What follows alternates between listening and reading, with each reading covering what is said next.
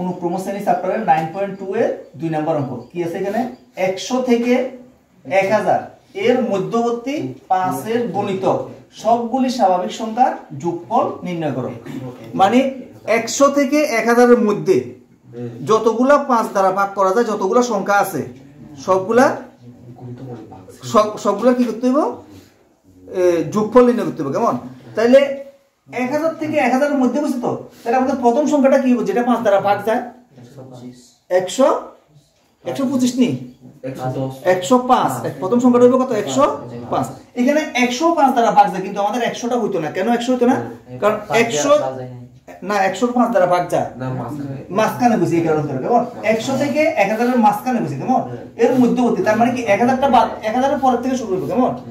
মধ্যবর্তী মানে কি মানে 1000টা এখানে অন্তর্ভুক্ত নাই। আমার কথাটা বুঝছো তো? 1000টা এখানে অন্তর্ভুক্ত নাই। 105 দ্বারা ভাগ যায় কিন্তু 100টা আমরা এখানে নিতে পারতাম না। কেমন? কারণ এর মাঝখানে নিতে হবে। কথাটা বুঝছো তো? যেমন তোমাকে যদি বলা হয় যে 15 এবং 20 এর মাঝখানে সংখ্যাগুলো কি কি তাহলে আমরা কি কি লিখব? 15 এবং 20 এর মাঝখানে সংখ্যা লিখলে 16 17 18 19। ঠিক আছে? এখানে 15 আর 20টা কিন্তু হইতো না। কেমন? এর মাঝখানে সংখ্যা কইছে তো। কথাটা বুঝছো তো? এর মাঝখানে সংখ্যা। এই কারণে আমাদের এখানেও বলা হচ্ছে কি 100 এবং 1000 এর মধ্যবর্তী। এই কারণে 100টা এখানে হতো না। কথাটা বুঝছো তো? তাহলে আমাদের প্রথম সংখ্যাটা তাহলে লেখো প্রগতিটি হলো 100 থেকে এইভাবে লেখো 100 থেকে 1000 এর মধ্যবর্তী 5 দ্বারা বিভাজ্য 5 এর গুণিতক লিখলেও লিখতে পারো 5 এর গুণিতক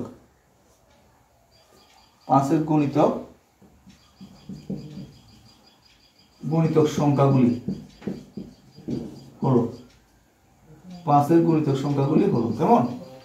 মানে 100 থেকে 1000 এর মধ্যে 5 এর গুণিতক যেসব সংখ্যা আছে আমরা ওইগুলো লিখতেছি। কেমন? তাহলে প্রথম যে সংখ্যাটা আছে এটা কত 105। তাহলে এর পরের সংখ্যাটা কত হবে কত দেখি 110। এর পরের সংখ্যাটা হলো 110। এর পরেরটা কত হয় 115। এর পরেরটা 120। এরকম চলতে থাকবে। কেমন? তাহলে একদম লাস্টের সংখ্যাটা কত হবে কত দেখি 1000 এর জাস্ট 5 আগে। কেমন? তাহলে কত হয় এটা 995। তাহলে লাস্ট সংখ্যাটা হলো 995। এই সমান্তর প্রগতির এ নির্ণয় করুন তারপরে ডি নির্ণয় করুন। কেমন? তাহলে এই সমান্তর প্রগতিটার এটা কত কত লিখি এখানে এখানে এ সমান সমান এখানে এটা হলো কত 105 ডিটা কত 110 মাইনাস 105 সমান সমান কত হয় 5। আচ্ছা আরেকটা বার করতে হবে কত টিএন কত 995। কেমন? বা এটাকে এল বলা হয়। এটাকে কি বলা হয় এল বা শেষ পদ। এল মানে কি শেষ পদ। এবার আমাদের বলা হয়েছে কি যোগফল নির্ণয় করতে বলা হয়েছে তো যোগফল নির্ণয় করার জন্য আমাদের কি কি দরকার যোগফল নির্ণয় করার জন্য হ্যাঁ কি জানা আছে এখানে a plus n minus 1 into d এটা হলো tn জানা থাকলে সূত্রটা। কেমন? এই সূত্রটা কেন লিখলাম? এটা লিখলাম হলো n টা নির্ণয় করার জন্য। tn equal to আমরা জানি tn equal to a plus n minus 1 into d। তাহলে এবার এখানে লেখো tn এর মানটা কত আছে 995। এটা হলো tn এর মান। এটা কত আছে এখানে 105 প্লাস n টা কত আছে 9 d টা কত 5। এতটুকু বুঝা গেছে? এবার এখান থেকে আমরা n এর মানটা নির্ণয় করব। কেমন? n এর মানটা নির্ণয় করার জন্য ক্যালকুলেশন করে দেখি 995 বিয়োগ 105 এটা এদিকে একটা বিয়োগ করলাম। কেমন?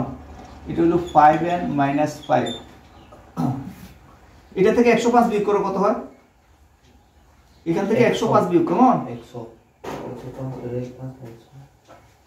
তাহলে কত আছে এখানে 5 থেকে ভাগ করি তো 0 তারপর হলো এটা হলো 9 তারপর হলো 8। আচ্ছা মাইনাস এটা মাইনাস কত আছে 5 আছে মাইনাস 5 টা এদিকে আনলে প্লাস 5। কেমন? Equal to 5n। এতটুকু লেখো।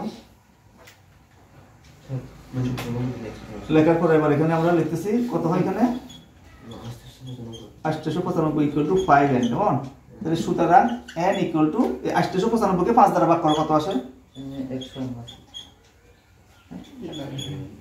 5 দ্বারা ভাগ করলে কত হয় আচ্ছা এটা 5 দ্বারা ভাগ করলে কেমন 179 তাহলে এখানে 895 ইকুয়াল টু 5n তাহলে n ইকুয়াল টু কত হবে এখানে 895 ডিভাইডেড বাই 5 সমান সমান কত হয় 179 ঠিক আছে এতটুকু ক্লিয়ার তো আচ্ছা তাহলে এবার আমরা কি পেলাম এখানে n এর মান পাওয়া গেল তাহলে n এর মান পাওয়া গেলে এবার আমরা এখান থেকে কি বের করব এখানে যোগফল নির্ণয় করুন কেমন তাহলে যোগফল নির্ণয়ের সূত্রটা লেখো এখানে sn n/2 এটা a l এটা আমাদের জানা আছে কেমন এটা হলো সূত্র তাহলে এবারে আমরা এখানে সূত্রের মধ্যে মানগুলো বসাই দিই কেমন তাহলে এখানে sn মানে হলো n মানে কত আছে 179 তাহলে এখানে 179 ডিভাইডেড বাই 2 এটা কত 105 যোগ l টা কত 995 তাহলে এবার এখানে যোগ করলে কত হয় এখানে 995 আর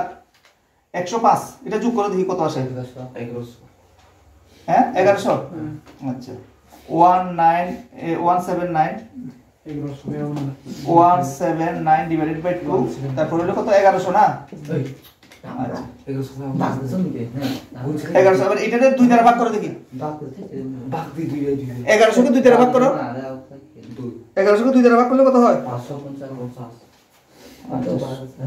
550 সমান কত 179 ইনটু 550 আচ্ছা তাহলে এটাকে এবারে 550 এর সঙ্গে 179 গুণ 179 টা গুণ করো গুণ করলে গুণফলটা কত আসে 98450 এটাই আমাদের অ্যানসার